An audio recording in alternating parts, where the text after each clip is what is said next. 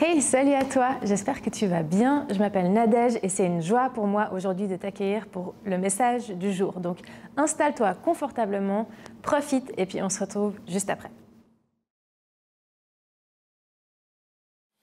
J'ai quelques questions pendant que les enfants partent à leur programme. Alors, si vous n'êtes pas habitué à l'église, si vous êtes là à cause du week-end de l'Ascension ou parce que vous vous êtes réveillé tôt puis vous vouliez savoir quoi faire avant le repas de midi, juste bienvenue, merci d'être là. On est à l'église, c'est sérieux, puis en même temps c'est un moment chaleureux de famille. Donc je vais vous poser des questions, je vais vous demander de répondre à main levée, on commence tranquillement. Qui ici a déjà eu le rêve d'accomplir quelque chose? Ok, pas mal de monde, pas mal de monde. Qui ici a déjà eu des défis à voir ses rêves s'accomplir? Ok, pas mal de monde aussi. Je pense à des exemples tout simples, vraiment basiques. Un régime. Un régime qui a rêvé un jour avec un régime et un tiers de ton régime, la moitié de ton régime, tu te rends compte que ce sera difficile cette histoire-là. Pense peut-être à un job que tu espérais avoir, un appartement qui était un coup de cœur dans tes visites d'appartement. Ce n'est pas toujours facile d'avoir des rêves et de ne pas les voir se réaliser. D'ailleurs, peut-être que des fois, c'est tellement arrivé, tellement de fois, il y a eu des rêves, ça ne s'est pas passé, qu'on en arrive à arrêter de rêver. Il y a des fois, on entend des phrases qui font très sérieuses, n'est-ce pas? Il y a les rêveurs et ceux qui travaillent dur. Moi, je fais partie de ceux qui travaillent dur. Au milieu de ça, en tant que chrétien à l'église, on croit aussi qu'il y a cette idée folle d'un Dieu.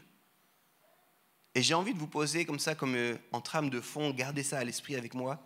Si Dieu est vrai et si certains de nos rêves viennent de Dieu, quoi faire de ces rêves alors? Et quoi faire quand tout ne se passe pas comme prévu alors que ces rêves viennent de Dieu? Parfois, nos rêves, c'est littéralement ça, juste des rêves. On rêve la nuit. Il y en a qui se souviennent beaucoup de leurs rêves. Il y en a pour qui c'est beaucoup plus dur de se rappeler. Mais quand je parle de rêves, parfois c'est des désirs, des aspirations, des choses pour lesquelles on s'est battu. Pensez au régime. Comment faire quand ça devient difficile, quand les choses ne tournent pas comme on aurait voulu ou comme on l'aurait imaginé? J'ai une dernière question pour vous. Qui a déjà vécu des moments difficiles? Ok, pas mal de mains sont levées jusque-là. C'est bien, je ne vais pas vous demander de détailler. Mais si vous avez répondu positivement au moins une fois à l'une de ces 3 questions, la prochaine série qu'on commence aujourd'hui est pour vous. On aime ici fonctionner avec des séries, on prend des thèmes qu'on essaie de creuser un petit peu. Et puis avant de partir pleinement dans l'été, même si la météo nous rappelle que l'été arrive à grands pas, on va se plonger dans la vie d'un personnage de la Bible. Et ce gars s'appelle Joseph. Joseph, on nous raconte son histoire dans le premier livre de la Bible, c'est un livre qui s'appelle la Genèse, et c'est vraiment une histoire qui prend de la place. Il faut savoir qu'il y a plein de récits, il y a plein d'histoires, de plein de personnages dans la Bible. Joseph, dans ce premier livre de la Genèse, prend beaucoup de place. On parle de plus de 10 chapitres dans la Bible. Certains personnages ne sont que cités une fois, un verset. Lui, il a le droit à 10 chapitres. Et puis... il y a des films qui ont été faits par rapport à ça, puis même si vous n'avez jamais lu la Bible, jamais entendu parler du Joseph de la Genèse dans la Bible, je suis sûr, à cause des films, à cause de la culture, tout ça, il y a des éléments de son histoire qui sont vraiment connus, en tout cas dans la culture occidentale. On découvre Joseph plus ou moins quand il a 17 ans. On nous dit 17 ans, on ne sait pas exactement si c'était le début de sa 17e année ou la fin de sa 17e année. Et puis, on nous dit qu'il est né, puis quelques chapitres après, on nous dit Joseph avait 17 ans. Et puis ensuite, on continue, puis on va aller, et littéralement, la fin de la Genèse, littéralement les derniers versets de la Genèse, c'est en fait la mort de Joseph. Donc ça nous accompagne grosso modo depuis Genèse 37 jusqu'à Genèse 50. Tu verras, durant cette série, on va parler de pas mal de choses. On va parler de famille dysfonctionnelle. On va parler de moments de prison. On va parler de rêves, justement. On va parler d'intégrité, de maturité, de succès, de restauration, de sauvetage. Pas sauvetage seulement d'une personne ou d'une famille, mais de tout un peuple. On va en voir pas mal de choses et j'espère que vous êtes réjouis avec moi. Mais ce qui frappe quand on prend cette histoire dans son ensemble, c'est le fait que malgré tout ce qui se passe, Dieu est à l'œuvre. même quand on ne le voit pas, même quand on ne le comprend pas, même quand tout semble aller de travers, Dieu est là et Dieu est à l'œuvre. Et c'est vraiment une chose qui va nous accompagner tout au long de cette histoire, vous verrez. Je vais commencer en donnant juste un verset qui résume extrêmement bien cette idée. C'est Genèse 50, c'est le dernier chapitre de la Genèse. Il est déjà dit avant, mais on le trouve ici tout à la fin. Genèse 50, le verset 20, c'est Joseph qui parle et qui dit, je lis juste le début du verset, « Vous aviez projeté de me faire du mal, Dieu l'a changé en bien pour accomplir ce qui arrive aujourd'hui. » Le mal, ce n'était pas facile tout ce par quoi je suis passé. Vous aviez projeté des mauvaises choses, mais regardez, Dieu l'a changé en bien. Puis c'est des idées qui sont répétées tout au long de la Bible, qu'on voit dans d'autres histoires qui sont répétées notamment par Paul, qui a écrit une grande partie du Nouveau Testament. Et pour cette série, on va donner une phrase d'accroche que tu pourras te rappeler. Le but, c'est que cette phrase t'accompagne pendant les 4 semaines qui arrivent. Elle dit la chose suivante, « Si les vagues se déchaînent, si les montagnes s'effondrent, son espoir demeure. » Je te laisse que tu réfléchisses à ça. Si les vagues se déchaînent, si les montagnes s'effondrent, son espoir demeure. J'aimerais pendant cette série t'encourager à lire l'histoire de Joseph avec nous, de la lire pour toi. Tu peux la trouver dans la Bible, Genèse 37 jusqu'à Genèse 50. Littéralement, tous les chapitres vont parler de Joseph, à part le chapitre 38, qui est un peu comme la fin de l'histoire qui précédait en fait. Mais Genèse 37 à Genèse 50, et durant les 4 semaines qui arrivent, du coup, en fait ça c'est la première, donc durant les 3 semaines qui arrivent, je t'encourage à lire cette histoire. Tu peux la lire plusieurs fois, t'en fais pas. C'est une histoire qui est fascinante, il y a plein de choses à voir. On parle ici de 13 chapitres à lire en 21 jours, c'est assez facile. Hein. Tu peux les lire calmement, tu peux la lire 3 fois avec nous, mais prends le défi de la lire au moins une fois. Et puis j'aimerais t'encourager, prends le défi de la lire avec quelqu'un. Lis-la pour toi, c'est bien, prends des notes, pose-toi des questions, mais lis-la avec quelqu'un, puis dis qu'est-ce qui saute à tes yeux quand tu lis cette histoire? Qu'est-ce qui t'interpelle? Qu'est-ce qui te questionne? Qu'est-ce qui te frappe? On va lire maintenant le départ de la vie de Joseph, ou en tout cas justement à partir de ses 17 ans. On n'a pas beaucoup d'informations entre ses 0 et 17 ans, donc on va lire à partir de ses 17 ans. C'est vraiment le tout départ. Je vais lire pas mal, je vous encourage à prendre une Bible avec vous pour suivre. C'est Genèse 37, je vous laisse aller jusque-là. Et puis, vous verrez, on a quelques informations sur son origine. On va parler notamment de sa fratrie, on va parler un petit peu de son père. Vous verrez qu'il y a plusieurs personnes. Il y a sa mère, mais il y a aussi des femmes qui étaient épouses de son père, mais qui n'étaient pas sa mère. On va en parler tout de suite. Donc, allez à Genèse 37, on va lire les versets 1 à 14, puis ensuite, je vais juste sauter quelques versets, puis on va lire les versets 18 à 20. C'est un peu le début de l'histoire de Joseph dans la Bible. Genèse 37, les versets 1 à 14, je lis maintenant. Quant à Jacob, si jamais c'est le père de Joseph, il s'installa dans le pays de Canaan, là où son père avait séjourné. Voici la lignée de Jacob. Ça, c'était la fin. Maintenant, à l'âge de 17 ans, Joseph prenait soin du troupeau avec ses frères. Le garçon était en compagnie des fils de Bilha et de Zilpa, les femmes de son père, et il rapportait leurs mauvais propos à leur père. Israël, c'est un autre nom pour Jacob. Israël aimait Joseph plus que tous ses autres fils parce qu'il l'avait eu dans sa vieillesse et il lui fit un habit de plusieurs couleurs. Ses frères remarquèrent que leur père l'aimait plus que tous et se mirent à le détester.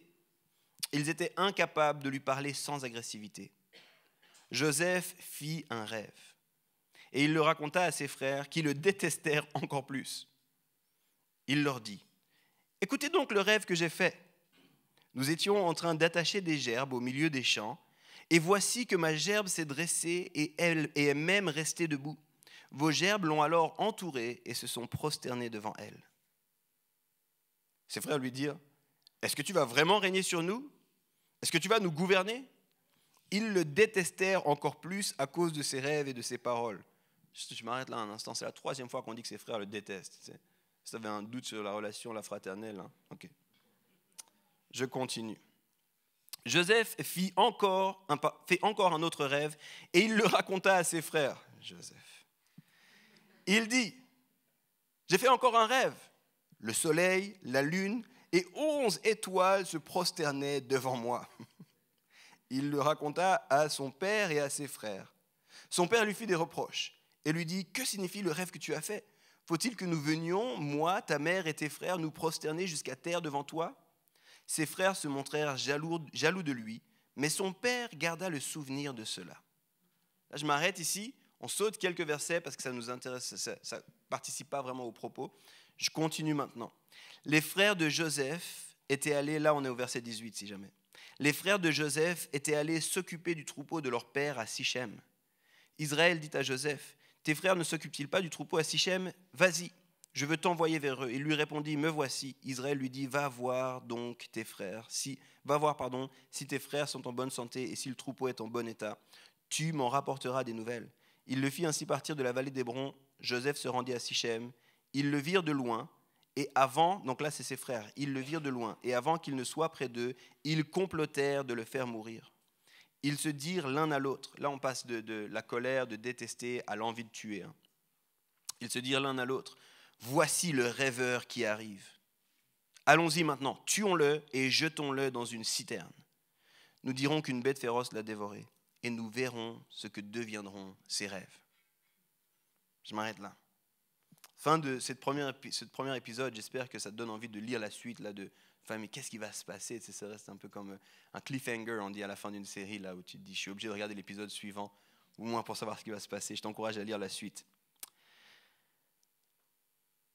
Quand tu lis ces quelques versets, et que c'est le début d'une histoire, il y a des choses qui sautent aux yeux. Et je ne sais pas à quel point tu connais la suite de l'histoire de Joseph, alors je te l'ai déjà dit, il va finir et puis il va s'adresser à la fin en disant « Vous avez voulu du mal de moi », là il parle de ça, mais Dieu l'a tourné en bien, donc il va se passer plein d'aventures, tout ne sera pas facile, mais ça va bien se finir cette histoire. Mais quand tu lis ça, il y a des choses qui te sautent aux yeux. Tu peux essayer de rendre la chose romantique au possible, tu peux essayer de la rendre allégorique au possible, mais j'ai envie de te dire, le départ de la vie de Joseph, c'était un départ plutôt pourri. Tu peux essayer tout ce que tu veux, là, tu peux retourner les choses, dire non, mais je pense qu'il y a quelque chose qui se voit. Non, c'est pourri l'histoire. C'est pourri, c'est un départ. Personne ne veut un départ comme ça, là. Dans la vie, personne ne veut un départ comme ça, personne ne veut un contexte comme ça. Laisse-moi te dire, là, je te l'ai dit rapidement, je ne t'ai pas lu les chapitres qui précèdent, je ne t'ai pas lu non plus la suite, mais en gros, voilà, le gars est 10e parmi 12 frères. Ça a été rapidement dit, si jamais il y a l'histoire des 11 étoiles. Donc il a 11 frères, et lui c'est le 10e de la fratrie. Maintenant, on l'a dit aussi, son père a des femmes qui ne sont pas sa mère. Je te disais avant, on va parler de famille dysfonctionnelle. Son père avait 4 femmes. Donc le gars est 12 garçons parmi ces 4 femmes, et dans les 12 garçons, 4 femmes. Tu comprends, ça comprend, c'est compliqué cette histoire. Son père a eu lui-même un parcours compliqué. Le fait que je te dise dans ces quelques versets qu'il a 2 prénoms, c'est un indicateur que ce n'était pas clair qui il était, ce gars-là. Son père est né avec le nom de Jacob, qui voulait dire littéralement celui qui déçoit, celui qui veut prendre la place de l'autre, celui qui s'accroche au talon. Et puis par la suite, il va être renommé au nom d'Israël. Mais son père avait lui-même son lot de défis, de challenges. C'était un gars pour qui c'était difficile. Et Joseph arrive dans ce contexte-là. Je te laisse imaginer l'ambiance un petit peu. Je te laisse imaginer l'ambiance de grandir avec 11 frères, 3 figures maternelles, une qui est vraiment ta maman. En plus de ça, tu es le chouchou de ton père. Alors en soi, bon, tous les parents ici savent qu'il n'y a pas de chouchou. On ne devrait pas avoir de chouchou. Ça ne devrait pas être une possibilité. Mais là, la Bible nous dit littéralement c'est le chouchou. Alors peut-être que Jacob a manqué les cours de parenting. Je ne sais pas où il était. Bon, il a manqué pas mal de choses dans sa vie. C'est possible qu'il ait loupé ça aussi. Mais c'était un chouchou. Puis là, on nous dit que c'était un chouchou parce qu'il arrivait tardivement dans la vie de Jacob. Mais en vrai, c'est aussi un chouchou parce que parmi les différentes femmes de Jacob qui s'est fait lui-même avoir dans son parcours puis qui a été nul concernant cette situation-là, en fait, il était vraiment amoureux de la maman de Joseph. Et du coup, c'était le premier enfant de cette femme qu'il aimait vraiment. Donc, Joseph est le chouchou. Son papa, non seulement il l'a dans son cœur, ce qui est déjà mauvais en soi, mais en plus de ça, il n'hésite pas à le dire parce que tout le monde sait que Joseph est le chouchou. Et au cas où ce n'était pas clair, il lui offre même des habits qu'il n'offre pas aux autres. Tu sais, petite parenthèse juste là, nous on a 4 enfants, 2 seuls parents, d'accord, il n'y a pas d'autres parents dans l'histoire. On a 4 enfants et on a 2 filles puis ensuite des jumeaux. Et il y a un truc qui pourrait se passer facilement, c'est que la deuxième fille pourrait faire que d'hériter des habits de sa grande sœur. Surtout à l'âge qu'elles ont maintenant, parce que ça grandit assez vite, les habits ne sont pas si défectueux que ça, on pourrait juste lui donner Mais parce qu'on a eu le cours parenting, là, 101, on sait qu'on doit aussi acheter des habits quand même pour la deuxième. On sait qu'il faut qu'on lui montre aussi, tu sais, t'es aimé ici, tu n'as pas que les restes des autres, d'accord? Donc là, imagine 12 gars. Je ne sais pas vraiment comment ça se passait, les habits, c'est une anecdote, là, mais... Et le père qui décide d'aimer plus le 10e, et qui, au milieu de ça, lui donne la paire de chaussures qui cartonne, tu sais, les Jordan, là, il les donne à son 10e fils. Il n'en a rien à faire que de voir la tension entre les frères et tout ça, il continue à vraiment aimer. C'est chaud, cette histoire. Donc Joseph arrive dans un contexte dysfonctionnel, et si ça ne suffisait pas, Joseph a de la peine à faire profil bas. Si ça ne suffisait pas, Joseph a des problèmes d'ego. Imagine déjà le contexte. Je ne sais pas pour toi. Je me mets dans les chaussures, dans les sandales de Joseph. Je me dis, joue là, profil bas. Quand tu reçois l'habit là du papa, tu dis merci papa, tu le mets en bas de ta pile d'habits. Ce n'est pas l'habit que tu portes tous les jours. Quand tu vois qu'il y a de la tension à la maison, tu te tais, tu te mets de côté. Mais lui, Joseph, trouve qu'il y a d'autres choses à faire. Et au milieu du repas, il dit, au passage, j'ai fait un rêve. J'imagine le repas, les 12 frères autour de la table, ça doit se battre pour les chocs à pic et tout ça. Et Joseph dit, au passage, j'ai fait un rêve, vous allez m'adorer. Fou ça! Comme si le ciel était du même avis que papa. Je ne sais pas quoi vous dire. Là, les frères sont de plus en plus en colère. Et tu dis, bon, erreur de débutant, tu aurais pu te taire, bon, c'est pas grave. Tu vois la réaction de tes frères. Quelques temps après, j'ai refait un rêve, les gars. Vous allez vraiment m'adorer? Même papa, maman vont m'adorer? C'est incroyable. Il y a plein de choses qui ne vont pas dans ce départ. Il commence dans un contexte difficile. Il commence vraiment pas de la meilleure des façons. Je ne sais pas, honnêtement, je ne sais pas pour vous, mais quand j'ai étudié un tout petit peu, je regarde un tout petit peu ce contexte, je me dis, aussi difficile que ça a pu être mon contexte, c'était facile par rapport à Joseph. Joseph, il a un départ que personne ne désire. Imagine que dans ta fratrie, souvent il y a des tensions dans les fratries. Mais imagine qu'à 3 reprises, en quelques temps, on dit que tes frères et sœurs te détestent. Juste après, on dit, mais vraiment, ils te détestent encore plus à cause de ce que tes parents font. Vraiment, ils te détestent et ça en arrive au point où ils veulent te tuer. C'est quand même intense, là, la dynamique relationnelle. Imagine que tu ne sais pas vraiment vers quel parent aller. Ton père, alors oui, tu y vas en courant parce que c'était le chouchou, mais après, tu as les autres, tu as les épouses de papa, qui sont les mamans de mes frères, qui ne sont pas vraiment mes mamans, mais qui vivent avec nous ici, qui doivent sans doute s'occuper aussi un petit peu de ce qui se passe là autour, dans la maison, donc tout ça. Imagine un petit peu ça. Je pense que pour Joseph, la vie, depuis le départ, était un combat. Il n'y avait pas vraiment d'endroit où il pouvait juste se reposer, pas d'endroit où il pouvait juste arriver. Puis, tu sais, je ne sais pas si tu as ça des fois à la fin de la journée. Tu sais, la journée difficile.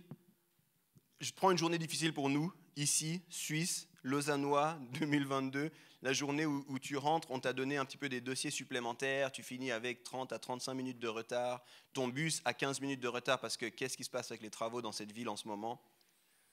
Personne ne connaît ça? Ok, je suis le seul à passer par ça, c'est pas grave. Il fait chaud, c'est climatisé là dans ton travail, mais quand tu arrives, c'est plus du tout climatisé, tu transpires, tu te retrouves dans un bus bondé, les odeurs, tu vois, tout ça. Vous voyez ou pas? Ok. Quand tu vis ça, puis que tu arrives chez toi, il y a un sentiment quand tu arrives chez toi, n'est-ce pas? Il y a un sentiment de en anglais on dit home sweet home. C'est enfin à la maison. Je ne sais pas pour vous, c'est quoi qui donne ce sentiment? Pour moi, c'est d'enlever mes baskets. C'est je suis à la maison. Ça fait du bien. Je pense que Joseph n'avait pas de ce sentiment-là. Il avait un métier pas évident, et quand il rentrait, le combat continuait. Qu'est-ce qui a été dit? Qu'est-ce qui a été fait? Où est-ce que je peux me mettre? Qu'est-ce que mes frères ont fait encore comme tour ou quoi?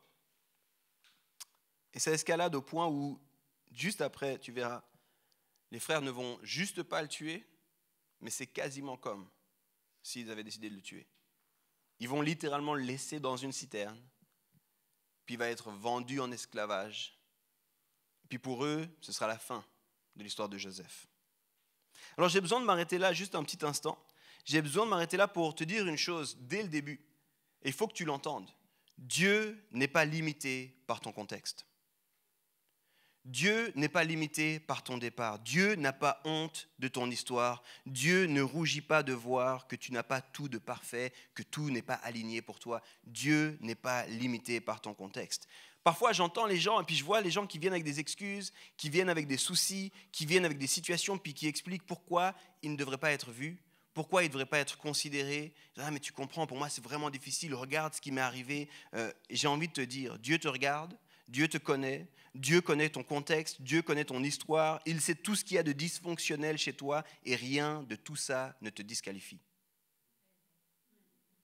Rien de tout ça ne te disqualifie. Si Joseph va être aussi important que ça, puis si Joseph va être clé dans l'histoire là, il faut que tu comprennes, il n'y a rien qui te disqualifie toi. J'en suis sûr qu'il t'est arrivé des choses difficiles. La plupart, là, 95% des mains étaient levées quand je dis qu'il y a eu des défis.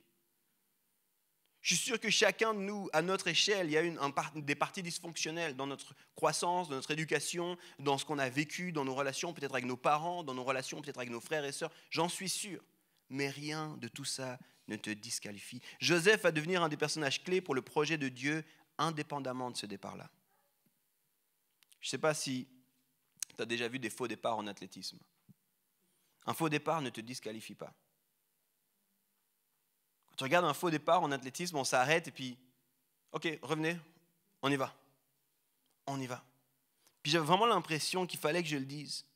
Avec Dieu, c'est pareil, ton départ, ton origine, tes challenges ne te disqualifient pas. Puis je sentais que je devais vraiment le dire. Je vois trop de gens se mettre eux-mêmes sur le banc de touche.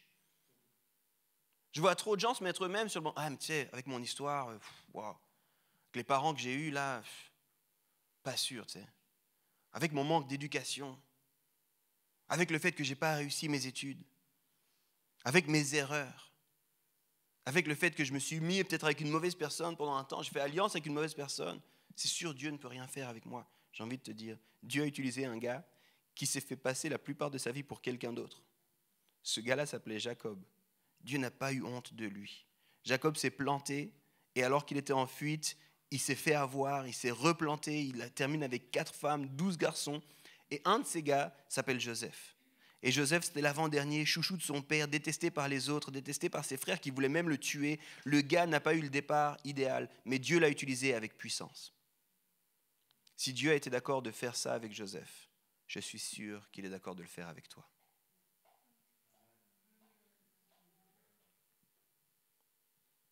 Dieu n'est pas limité par ton contexte.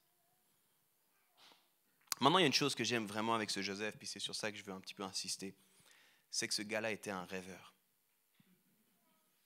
Joseph était un rêveur, le gars avait des rêves. Alors pour Joseph, repense à la définition que j'ai donnée des rêves au départ. Pour Joseph, les rêves, ça lui venait la nuit, littéralement en tout cas de ce qu'on entend, de ce qu'on comprend, c'était qu'il dormait et puis pendant la nuit, il faisait des rêves. Mais je crois aussi que la notion de rêve est plus large, je l'en ai parlé avant. C'est l'idée et l'envie de pouvoir faire quelque chose. Je crois que rêver, c'est avoir la capacité de voir la situation présente, mais d'envisager un futur différent. Ça, c'est rêver. Rêver, c'est d'être capable d'avoir une vision qui nous motive pour aller de l'avant. Et Joseph avait des rêves surprenants. Dans les versets qu'on a lus, on a pu voir 2 rêves de Joseph. Dans le premier rêve, il voit ses frères qui littéralement s'inclinent devant lui. Puis ce n'est pas difficile de chercher l'interprétation puis la compréhension. Ses frères ont tout de suite compris de quoi il en retournait. Parce que des fois, je dis ça parce que des fois dans les milieux chrétiens, on veut tous surinterpréter les rêves. Est-ce que ça veut dire ça? Qu'est-ce que ça peut vouloir dire? Là, c'était clair pour tout le monde. Puis dans le deuxième, il voit ses frères, mais aussi ses parents s'incliner. Ce n'est pas des petits rêves. Puis j'aimerais te le dire d'entrée, je crois que c'est bon d'avoir des rêves. En fait, j'aimerais t'encourager à avoir des rêves. Il n'y a rien de pire que de vivre sans but et sans ambition. Il n'y a rien de pire que de vivre en disant « je pense que tout est fait.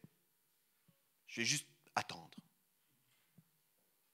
Non, je pense qu'on doit avoir des rêves, on doit avoir des ambitions, on doit avoir des rêves, des rêves pour ta vie, une vision pour ta vie, une destination pour ta vie. Et je rêve de quelque chose pour ma vie. Je crois que tu devrais avoir des rêves pour ta famille. Je crois que tu devrais avoir des rêves pour cette communauté ou pour ta communauté. Je crois que tu devrais avoir des rêves pour ta région. On devrait avoir des rêves, on devrait avoir des rêves. Et alors comprends-moi, je ne parle pas ici de rêves humains à notre échelle, nos désirs. Je parle de rêver avec Dieu.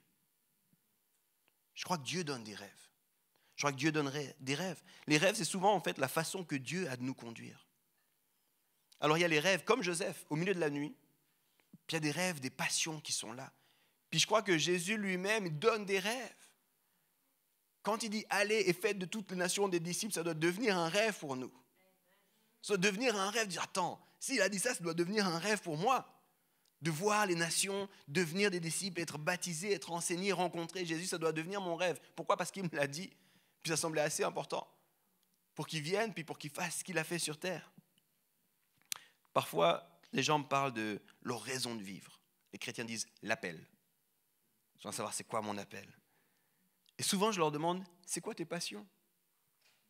En réponse à cette question, c'est quoi mon appel ? Yves, j'aimerais connaître mon appel. Je dis, mais c'est quoi tes passions ? Qu'est-ce qui brûle au fond de toi ? C'est quoi tes rêves à toi ? Parce que je crois que Dieu parle comme ça. Dieu met des choses en nous qui nous poussent, qui nous donnent envie, qui nous drive, et c'est souvent lié. Si tu regardes l'histoire de Joseph, alors là, on a vu les rêves de Joseph, mais si tu continues, et puis ceux qui connaissent l'histoire de Joseph, il y en a d'autres qui vont faire des rêves dans l'histoire de Joseph. Il y en a d'autres qui vont avoir des rêves. Puis je te le dis dans la Bible, il y en a plein qui vont avoir des rêves. Maintenant, les rêves, c'est souvent compliqué. C'est souvent compliqué parce qu'il y a une distance entre nos rêves et ce qu'on vit, n'est-ce pas ? C'est ce que je disais, hein ? Qui a déjà eu des rêves ? Plein de gens. Après, qui a vu des défis à voir ses rêves se réaliser ? Presque autant de mains. Je n'ai pas pris le temps de regarder, hein, mais presque autant de mains se sont levées. C'est difficile parce qu'il y a une distance entre nos rêves et ce qu'on vit. Et je crois que cette distance, elle est en termes de temps.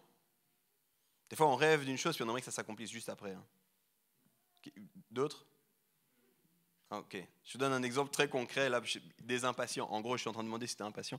Je me souviens quand Janet m'a dit qu'on allait être parents pour la première fois. L'incroyable Janet, c'est mon épouse, si jamais. Quand elle m'a dit, on va être parents. Tu sais, il y a un rêve qui était là d'être parent, qui devenait gentiment tangible. Et pour les gens comme moi, mon caractère à moi, le plus grand des défis, c'était, en fait, c'est long cette histoire-là. Tu m'as dit qu'on allait avoir un enfant, mais je ne vois rien là. Tu es sûr que vraiment c'est en cours ? Tu n'as pas mis la fibre optique, hein, parce que là, ça télécharge lentement. Il y a une distance en termes de temps souvent. Il y a une distance en termes de capacité ou de ressources. Des fois, tu rêves d'accomplir quelque chose, puis après, back to reality, de retour dans la réalité, puis tu es là, j'y arriverai jamais. C'est un joli rêve, mais je vais laisser ça dans la catégorie des rêves parce que je n'ai pas du tout ce qu'il faut pour arriver jusque là-bas. Il y a plein de choses qui manquent. Manque de ressources, manque de capacité. Parfois, il y a une distance en termes de caractère. Le rêve est bon, mais ton caractère doit encore évoluer pour être capable de supporter puis de vivre le rêve. Puis des fois, ces choses-là font que c'est difficile d'aller de l'avant avec les rêves. Des fois, les rêves se passent relativement rapidement, quelques jours. Des fois, c'est quelques décennies. Est-ce qu'on va avoir la patience ? Dans cette distance entre notre rêve et notre réalité, il y a plein de choses qui peuvent arriver. Et je suis sûr que plusieurs ici, vous allez raisonner avec ce que je dis. Des fois, entre nos rêves et la réalité, il y a quelque chose qui s'appelle le doute qui arrive. Hein ? Il y en a quelques-uns qui nodent, quelques-uns qui disent oui, je vois de quoi tu parles. J'ai un rêve, on va faire ça, on va y aller. Puis quelques semaines, peut-être mois, peut-être années. Puis la même personne qui disait passionnément, j'ai un rêve, dit, je crois que j'ai eu une fois un rêve. Après, un jour, je me suis dit que peut-être, puis souvent, justement, on tourne au fond de nous. Puis on dit, ouais, quand j'étais naïf, 3 petits points. Parce que des fois, dans la distance entre le rêve et la réalité, il y a le doute qui prend place. Parfois, il y a l'impatience qui prend place. J'ai ce rêve, alors je vais tout faire. Et puis, on fait plus de dégâts que de bien. Parce qu'on est impatient de faire venir le rêve à la réalité. Et alors, on décide de prendre par nos propres forces l'accomplissement du rêve. C'est aussi une chose qui se passe. Regarde les personnages bibliques, tu verras ça. Des fois, il y a la mélancolie qui arrive. Des fois, il y a le péché qui arrive. Parce qu'on n'est pas capable avec cette distance entre nos rêves et la réalité. Alors que vous allez lire l'histoire de Joseph dans la semaine qui vient, J'aimerais vous montrer 4 choses qui expliquent cette différence entre nos rêves et la réalité. Puis ces 4 choses, c'est des clés pour qu'on puisse apprendre à naviguer. Il y a plusieurs théologiens qui disent une des choses qu'on voit dans l'histoire de Joseph, c'est celle-ci. Comment naviguer entre ce que Dieu nous a donné et puis l'accomplissement de ce que Dieu nous a donné. Comment naviguer cette tension-là? Comment ne pas perdre nos rêves? Parce que, spoiler alerte, sans que ce soit des gerbes de blé, les rêves de Joseph vont se réaliser. Mais autre spoiler alerte, c'est pour te donner goût, là c'est du teaser. Il se passe en compte environ 22 ans entre les rêves de Joseph puis la réalisation des rêves de Joseph. Il y en a dans la salle, je ne suis même pas sûr de 22 ans déjà. Il y en a, ça représente plus que la moitié de ta vie, 22 ans. Plus de la moitié de ta vie. Voilà, regarde ce qu'il a attendu, le gars-là. Alors, 4 choses que Joseph a dû découvrir et que nous devons comprendre si nous voulons bien vivre nos rêves. Vous êtes prêts? Ok. Ceux qui prennent des notes, sortez les crayons, les stylos, les feutres, les stabilos. On est parti. La première des choses, la réalité est différente. Dans le cas de Joseph, il a rêvé que ses frères s'inclinaient devant lui. Ok? Ça, il l'a rêvé, puis ça, c'était clair. Mais il n'a pas rêvé de tout ce qui allait se produire. Il n'a pas rêvé de la citerne. Il n'a pas rêvé de son arrivée en Égypte. Il n'a pas rêvé de la prison. Il n'a pas non plus eu un calendrier qui lui montrait le temps qui allait se passer. La réalité est différente. Quand on rêve, on doit toujours se rappeler que nous n'avons qu'une part de ce qui va se passer. Dans les rêves, quand Dieu dépose quelque chose, on n'a qu'une part de ce qui va arriver. N.T. Wright, qui est un théologien reconnu contemporain, le dit ainsi: toute prophétie, là il parle à propos du futur, fonctionne comme des panneaux indicateurs dans le brouillard. Tu n'as pas toute l'histoire qui t'est racontée. Tu n'as pas tout qui est là. La réalité que tu vas vivre est différente de ton rêve. Puis il faut le savoir. C'est ça qui fait naître des fois la frustration, c'est ça qui fait naître des fois l'impatience, c'est ça qui fait naître des fois la mélancolie. La réalité est différente. Et on pourrait se demander pourquoi. Mais pourquoi Dieu? Pourquoi tu ne dis pas tout? Pourquoi ma réalité doit être différente de mes rêves? Et je crois que la raison principale, c'est que le but de Dieu quand il nous donne des rêves, ce n'est pas de nous révéler le futur. Et ça, c'est important que je m'arrête un tout petit instant là-dessus. Le but de Dieu, ce n'est pas de nous révéler le futur. Tu sais pourquoi? Il y a toute une série d'éléments qui nous montrent que Dieu est contre la divination, contre le fait de raconter le futur, contre le fait de chercher à comprendre et connaître le futur. Dieu est opposé à tout cela. Puis ça se faisait à l'époque de plein de façons, puis ça continue à essayer de se faire aujourd'hui de plein de façons. Puis Dieu n'est pas pour ça. Puis des fois, on fait l'amalgame.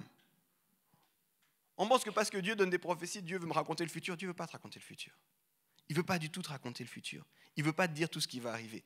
Il veut te donner des éléments pour t'aider à vivre maintenant en ayant conscience que ce n'est pas la fin de l'histoire. Il te donne juste des éléments. Tu sais, le cœur de Dieu, il faut que tu comprennes ça. Dieu, son cœur, c'est que tu aies confiance en lui. Et du coup, au milieu des fois des défis, au milieu des choses, tu te dis, j'y arriverai pas. C'est dans ces moments-là, des fois, qu'une parole, un rêve, quelque chose qui vient, puis c'est juste Dieu qui entend te dire, tiens bon, c'est pas infini encore. Il y a autre chose pour toi. Mais si tu le prends comme la révélation de tout le futur, ça va être difficile. Déjà, c'est pas qui est Dieu, mais en plus de ça, comme je viens de le dire, la réalité est différente que nos rêves. Dieu veut nous donner des rêves pour nous donner la force et le courage de lui faire confiance. Je crois que des fois, Dieu nous rappelle nos rêves pour nous donner la force et le courage de lui faire confiance. Jacob, le père de Joseph, a fait un rêve. Ça, c'est pour ceux qui veulent lire un peu plus largement. Tu t'es dit, on a le temps, 21 jours, 13 chapitres. Lis la vie de Jacob juste avant. Jacob, il fuit. Littéralement, il doit fuir son frère. À cause de choix aussi qu'il a fait. Et puis son frère qui veut aussi le tuer. C'est une autre histoire de frère qui veut le tuer. Et du coup, il doit fuir aussi la maison. Puis quand il fuit la maison, il se retrouve à un endroit. Et quand il se retrouve à cet endroit, en fait, il va faire un rêve lui aussi. Ou plutôt, il va avoir comme une vision.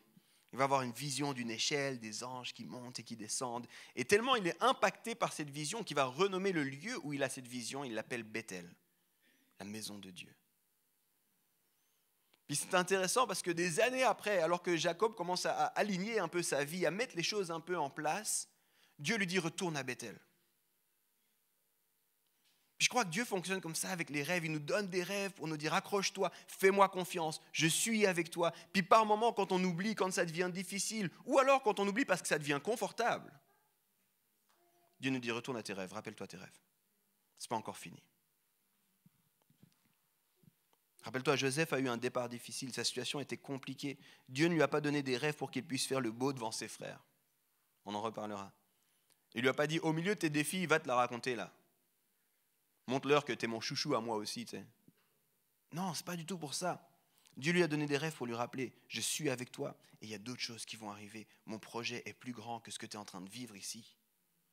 Dieu lui donne des rêves. Hé Joseph, voilà, il va se passer quelque chose un jour. Tiens bon.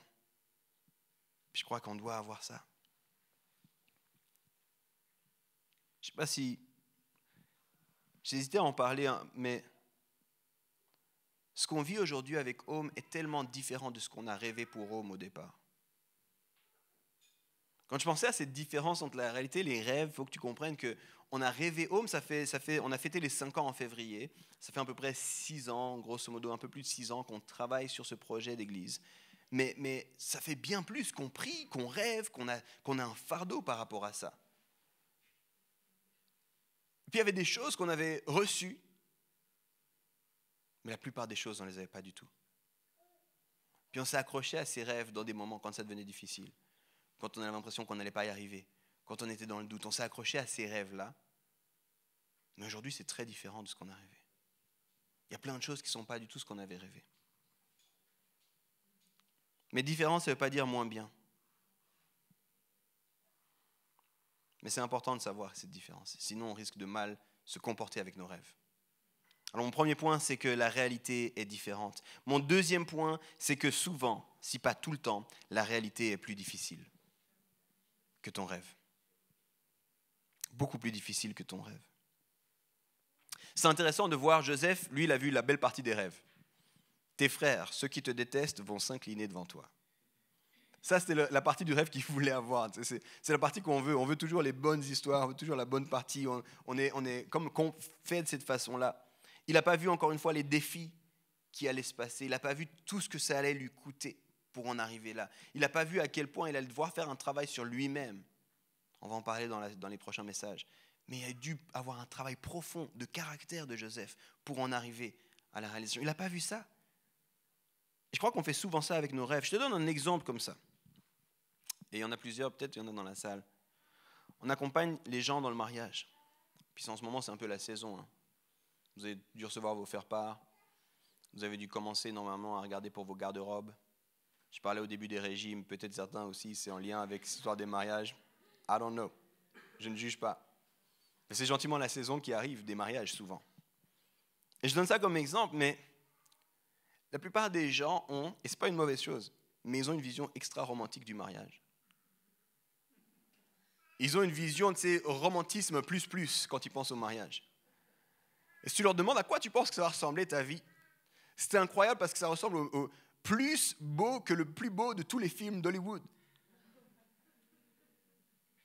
Ça ressemble presque à un cartoon à ce point-là. Je pense que quand je rentre, l'herbe, la fumée, de la bonne odeur du repas, je pense la musique, on dansera, on regardera les étoiles, on se dira « je t'aime », elle me dira « moi aussi », je te dirai « moi plus ». On ne dormira pas tellement on parle, tellement on s'aime, tellement on discute. Il n'y aura jamais de problème de facture, il n'y aura jamais de problème de logistique. Non, ça c'est facile, Dieu s'occupe de ça. Nous, on va juste s'aimer. Ils vécurent d'amour et d'eau fraîche. C'est un peu ça quand tu parles avec les couples au début, tu sais, ce qu'ils projettent du mariage, là, ce qu'ils imaginent. Alors oui, hein, pour ceux qui vont se marier, ceux qui sont mariés rigolent. Pour ceux qui vont se marier, oui, ce sera beau. Oui, ce sera beau, c'est une merveilleuse aventure. Mais ce sera certainement bien plus difficile que ce que tu rêves. Et souvent, la réalité est plus difficile que nos rêves. Joseph, il voyait la belle partie de son rêve. Je serai là, je vais m'élever et vous allez vous incliner. Fin du rêve. Tout ce que j'ai vu. Ah, désolé. Mais tout ce qu'il a dû vivre pour que ça se passe. Les amis, ce n'était pas une petite affaire. Et encore une fois, ça ne veut pas dire que ce n'est pas bon de rêver. Hein. Je l'ai dit, je crois que nous devrions rêver. Mais si on veut bien naviguer, dans cette distance entre nos rêves et la réalité, on doit aussi savoir que la réalité sera plus difficile que nos rêves. On doit le savoir. Parce que quand les défis arrivent, il ne faudra pas qu'on soit surpris. Troisième point, la réalité est bien souvent plus longue qu'un rêve. Je te l'ai dit avant, on compte environ 22 ans entre le rêve de Joseph qu'on a lu et la réalisation de ses rêves. Il a rêvé à 17 ans, puis on imagine que c'est à 39 ou 40 ans quand ses rêves se réalisent. Puis c'est assez précis. Quand je dis on imagine, je te donne ce défi-là, quand tu lis, tu peux aller lire. Mais on nous donne beaucoup de références de temps dans l'histoire de Joseph. Et tu verras au passage, ça se produit quand il y a un temps de famine, et puis littéralement, on sait les années d'abondance, les années de famine. On nous dit après 2 années de famine, sa famille revient. Donc c'est assez précis quand on dit 22 ans. C'est pas on suppose. Non, il y a eu plus de 20 ans. C'est fou de voir comment Dieu fonctionne. Mais très souvent, il place quelque chose dans nos cœurs, un rêve. Et puis avant la réalisation de ce rêve, il y a les années. Puis des fois, on n'aime pas ça. J'ai envie de dire souvent, on n'aime pas ça. La plupart, vous êtes un peu comme moi, impatients. Pas forcément autant que moi, mais vous êtes un peu comme moi, impatients. J'ai eu un rêve. Yeah. C'était hier quand même, pourquoi il n'est pas encore arrivé? Bon, semaine prochaine au max. Puis les saisons passent, puis il y a tout un cycle de saisons. Puis on se dit, mais qu'est-ce qui se passe? On est dans une culture du tout de suite et maintenant. Et réaliser que parfois Dieu va te donner un rêve et qu'il y aura 1 ou 2 décennies avant que ce rêve ne se réalise, c'est pas simple, les amis. Mais il y a une expression dans la Bible. Au moment voulu par Dieu, au moment décidé par Dieu, la chose se passe. Puis je pense qu'en tant que chrétien, on doit fonctionner beaucoup plus sur les moments décidés par Dieu que sur nos moments à nous. On doit apprendre beaucoup plus à faire la paix avec le fait que c'est au moment où Dieu a décidé ça. On devrait devenir des stewards, comment on dit ça? Des gestionnaires, mais vraiment avec encore un sens de délicatesse, on devrait porter les rêves que Dieu nous donne et vraiment dire, ok, Seigneur, tu m'as donné ce rêve, tu sais, j'en prends soin là, je le travaille ce rêve, je le rends possible, mais c'est toi qui vas l'amener à la réalisation. Puis moi, je te fais confiance là-dedans. Puis quand ça devient difficile, je me rappelle pourquoi tu m'as donné ce rêve. Puis Seigneur, c'est toi qui m'as donné ce rêve. Qu'est-ce que tu veux en faire maintenant? Seigneur, je te fais confiance. Parfois, dans la vie de Joseph, il y a des moments, vous lirez encore une fois, mais on lira tous ensemble. Il y a des moments où il est en prison. Puis on nous dit, un moment, ça m'a marqué en particulier, un moment, on nous dit qu'il est en prison. Puis il s'attendait, puis littéralement, si tu lis, tu t'attends à ce que ce soit un moment pivot dans l'histoire de Joseph. Tu dis, oh, là, c'est bon. Et il va se passer 2 ans de silence. 2 ans de silence. Puis il est en prison. Je ne sais pas comment t'expliquer. Il n'a pas la parole de Dieu dans son iPhone.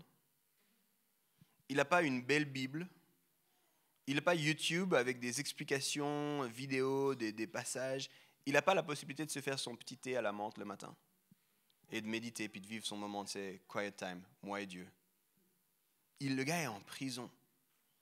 Tout devrait bien se passer. Qu'est-ce qu'on fait dans ces moments de silence? On est dans le week-end de l'Ascension, dans 10 jours, c'est la Pentecôte. Pentecôte, littéralement, c'est l'arrivée du Saint-Esprit. Nous, on a ce privilège énorme. Seigneur, qu'est-ce qui se passe? Puis le Seigneur est là. Mais lui, il était au fond d'une prison. Qu'est-ce qu'on fait? La réalité est souvent bien plus longue que tes rêves. Et il faut le savoir si tu veux bien naviguer. J'arrive à mon dernier point. La réalité est aussi meilleure que tes rêves. C'est important de finir sur ça. Parce que tout ce que j'ai dit, tu pourrais dire, bon, à ce moment-là, Seigneur, ne me donne pas de rêve. Là, je vais aider ceux qui ont des rêves, parce que si c'est différent, si c'est plus difficile, si c'est plus long, je ne veux pas de rêve. Puis j'ai envie de te dire, au contraire, on devrait aspirer à des rêves. La réalité est bien meilleure. Quand le rêve se passe, Joseph peut alors réaliser. Et c'est le verset qu'on a lu avant. quand la réalité, quand le rêve rejoint la réalité, d'un coup, Joseph, c'est comme s'il ouvre les yeux et puis il dit « Waouh, c'est fou ce Dieu-là. C'est fou ce qu'il a rendu possible. C'est fou comme il était au-delà de vos projets, de vos... » Les amis, c'est incroyable. Il peut alors à ce moment-là réaliser que ce rêve est bien meilleur que ce qu'il avait imaginé au départ. Au départ, Joseph avait cette image et ce rêve, mes frères vont s'incliner devant moi. C'est pas mal. Au départ, Joseph, ce qu'il imaginait, c'était vraiment mes frères vont s'incliner devant moi. À la fin, il ne parle plus du tout de ça. Je ne sais pas si vous avez réalisé. À la fin, il a compris que le rêve, la réalité, c'était bien plus grand. Ça, c'était juste un tout petit bout. Il a compris que la réalité est bien meilleure que ça. Au départ, pour Joseph, son rêve, c'était à propos de lui. Rappelle-toi, son départ dysfonctionnel, son truc, c'est hey, vous allez m'adorer. La vie est dure, mais il va s'en venir le jour où vous allez m'aimer. Vous allez vous incliner devant moi. Puis à la fin, c'est plus à propos de lui du tout. À la fin, il réalise que son rêve, c'est à propos de ce que Dieu voulait faire. Il n'est plus du tout le héros de son rêve à la fin. Quand Joseph en parle, à la fin, il dit hey, vous aviez prévu des mauvaises choses, mais regardez. Alors que littéralement, il pourrait être en train de vivre son rêve, puis il pourrait être là, nanana, je t'avais dit. Bon, il a grandi depuis là, mais il aurait pu rester dans cette immaturité, il aurait pu rester dans cet égocentrisme, il aurait pu rester dans cette vengeance par rapport à un départ difficile, mais il arrive à la fin de sa vie, de son rêve arrive à réalisation, et alors qu'il pourrait prendre avantage sur ses frères, sur tout ce qui se passe, il a les amis, si seulement vous savez. Et la Bible nous dit qu'il se rappelle de ce rêve. Là, dans les passages qu'on a lus, il nous a dit que le père de Joseph avait gardé ça quelque part. Si vous lisez, vous serez attentif, il nous a dit aussi que d'un coup, Joseph, c'est comme s'il se rappelle, il y a un souvenir qui arrive, et au moment où le rêve arrive à réalité, il dit, c'est bien plus grand que ce que j'avais pensé. Ce rêve, ce n'est pas à propos de vous qui vous inclinez devant moi, ce rêve, c'est à propos de Dieu qui sauve son peuple.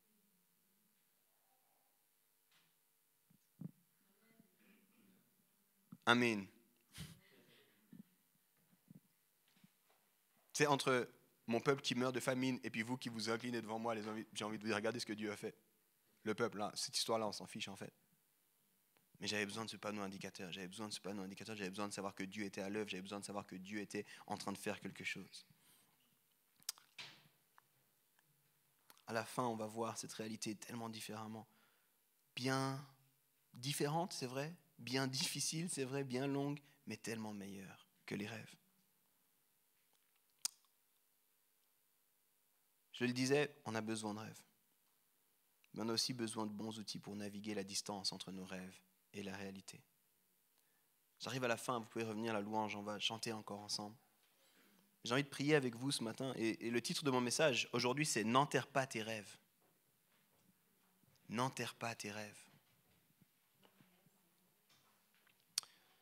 Ce qui va se passer juste après ce qu'on a lu, c'est que les frères de Joseph vont le mettre dans un puits, dans une citerne.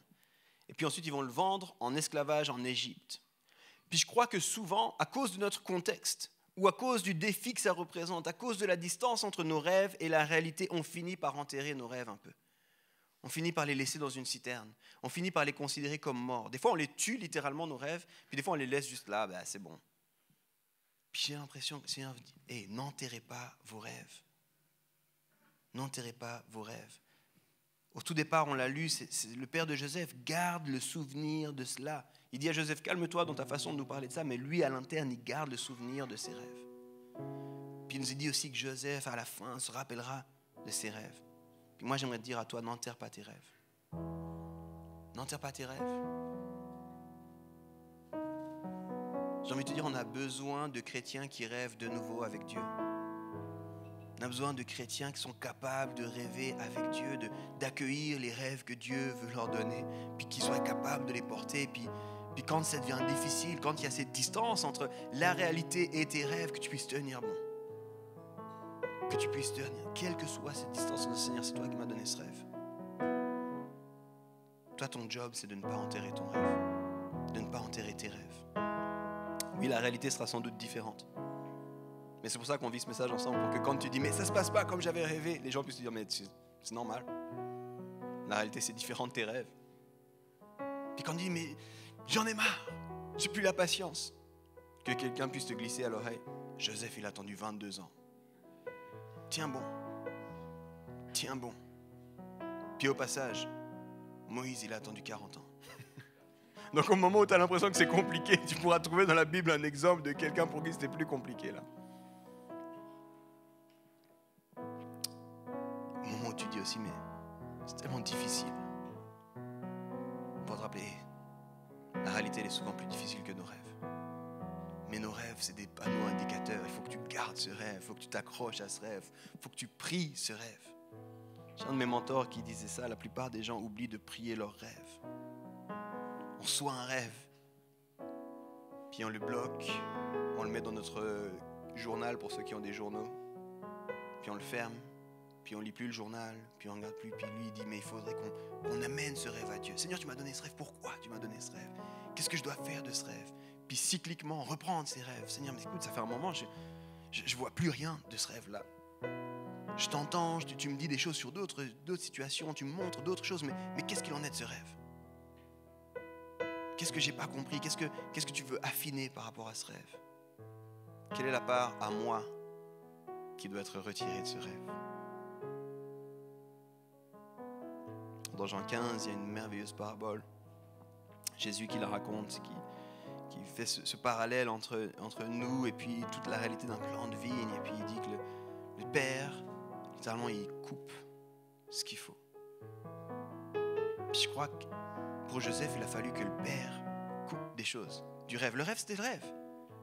Mais comment Joseph avait compris ce rêve, il y avait des choses qui devaient être coupées par le Père. Trop bien, merci d'avoir été avec nous. J'espère vraiment que ce message, il t'a parlé, il t'a encouragé ou il t'a donné soif d'aller plus loin. En tout cas, n'hésite pas, sur notre chaîne YouTube, il y a tout un tas d'autres séries, d'autres thématiques qui sont là pour te servir, qui sont des ressources hyper utiles pour toi. Et puis moi, je te dis à une prochaine.